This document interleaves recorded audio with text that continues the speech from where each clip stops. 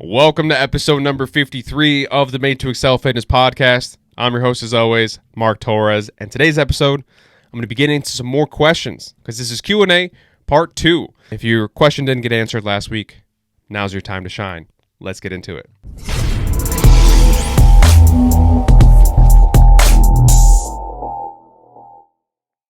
Question number 1 is, how do I train myself to enjoy lifting?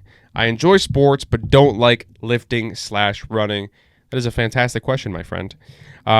So I think the fact that you're thinking about it now is a great first step, because lifting weights is going to do wonders for your bone density and your strength and your quality of life, especially as you get older, because those things kind of just naturally diminish on us. So the fact that you're thinking about it now and you're kind of getting ahead of the curve, you're working towards your health as an older individual, right? So that's fantastic. I think right now, step number 1 would be having a plan. And this is assuming that you don't have a plan already in place. If you go into the gym, and this is kind of a general PSA to everybody who doesn't like lifting or working out, if you go into the gym with the preconceived notion that you don't want to be there, coupled with the fact that you don't have a plan in place, or you're following a very loose plan, you're kind of just like loosey-goosey walking around the gym and just picking things that look interesting. Those two things paired together is typically a recipe for disaster. You're going to get to the point where you're like, what the fuck am I doing here? I'm going to go home. So obviously having a plan is a great first step. Assuming you have a plan and you still struggle to follow the plan because you just don't enjoy lifting that much, step number 2 would be finding an avenue of lifting or running that you enjoy more than what you're trying to do now, right? Tinkering with the style of working out that you do. And this is something that I had to actually deal with when I got out of college, because I really enjoyed like powerlifting in college, and then I got out and I tried more of a bodybuilding style program where I was doing just straight up traditional sets and reps, 3 sets of 10 for everything or whatever it was, and I got really bored. I was just in the gym and my mind started to wander, and there was plenty of times where I just cut workouts short because I just didn't want to be there, and I didn't have the drive to keep going. Just kind of walked out in the middle of my workout. So this is absolutely something that I had to deal with.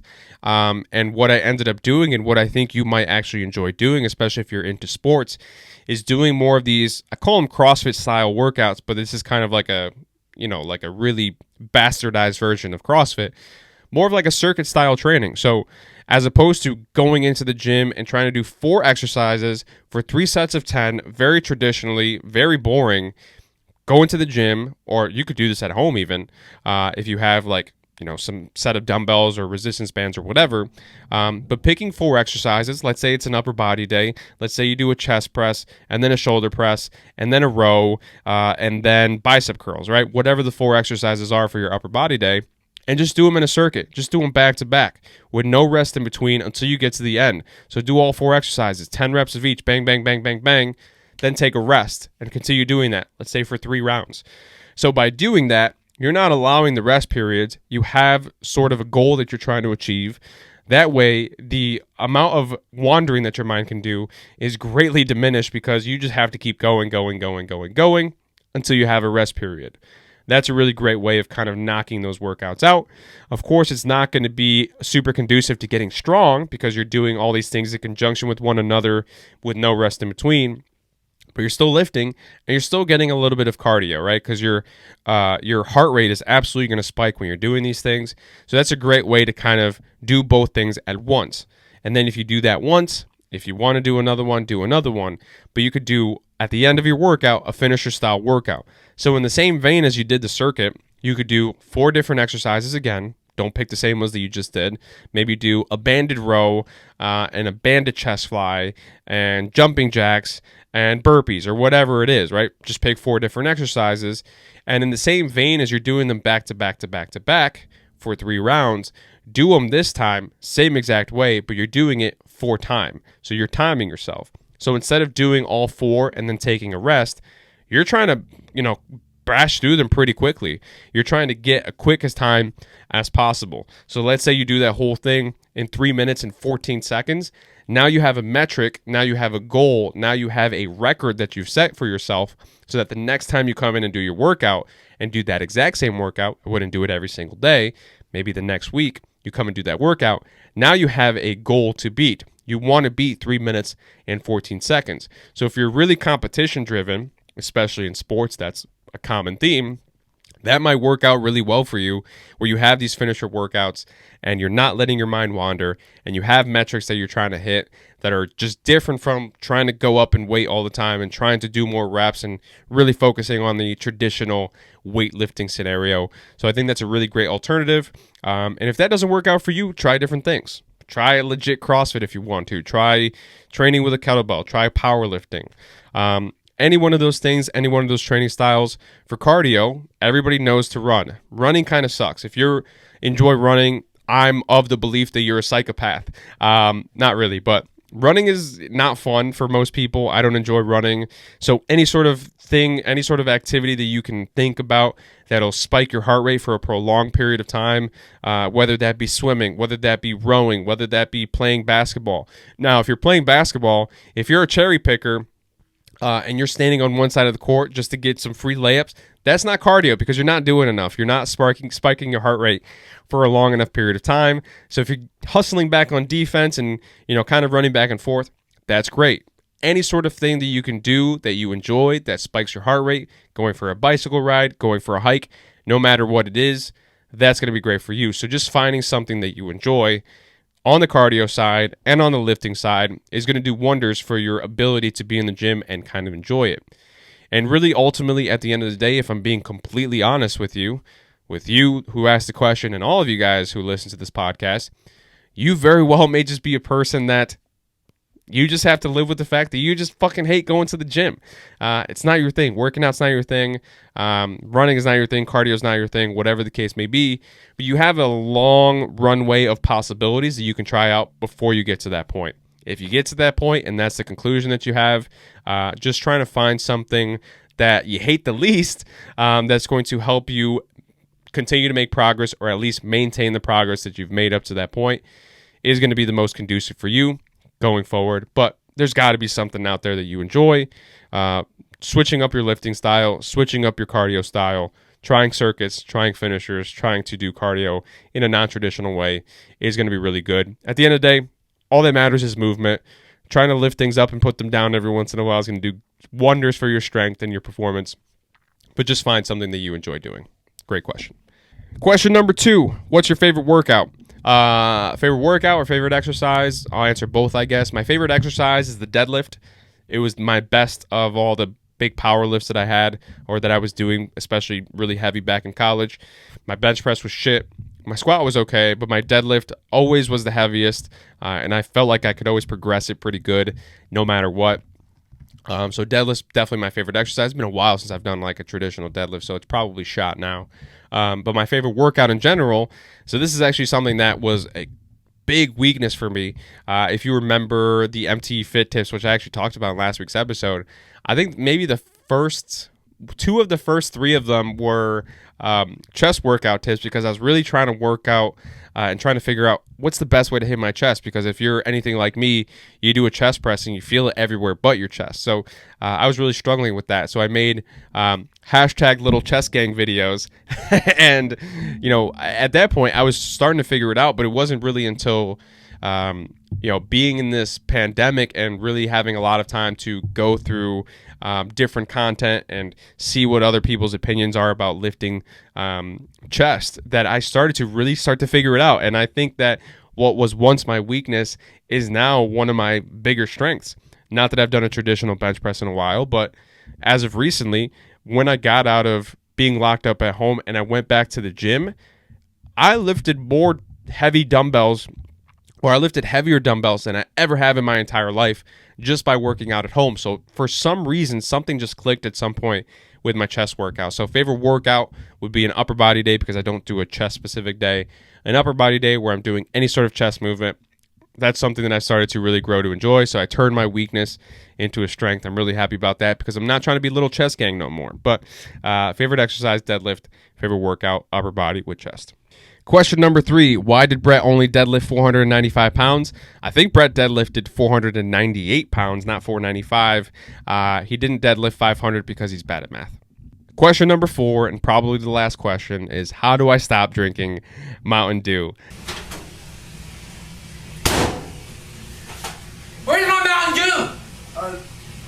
What are you talking about, man? No, where's my Mountain Dew? I keep it in the microwave. No, you have. Do you see my glass? I'm raiding in here, and I don't have any Mountain Dew. Mountain Dew is a way of life. I don't think you could ever stop drinking it. No, not really. I love Mountain Dew Baja Blast. I think I talked about it in the last episode. I don't know why I keep doing that. My favorite Mountain Dew of all time, then Code Red, then maybe Voltage. I don't know. That's neither here nor there. I don't drink Mountain Dew all that often, but I do drink soda pretty often now, which is something that I'm working on. But I think in general, this is a question. I know who asked this. This is a question as a joke.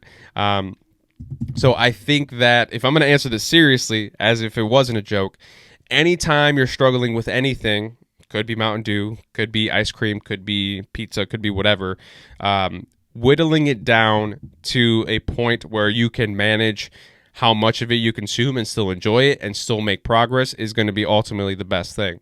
So if you're struggling with weight gain or weight loss, once again, I know who asked this and I know it was a joke, but for some of you guys out there who maybe struggle with this, if you're consuming regular strength Mountain Dew, like regular Mountain Dew, not Diet Mountain Dew, that's a lot of calories that you're drinking, especially if you're drinking a lot of it.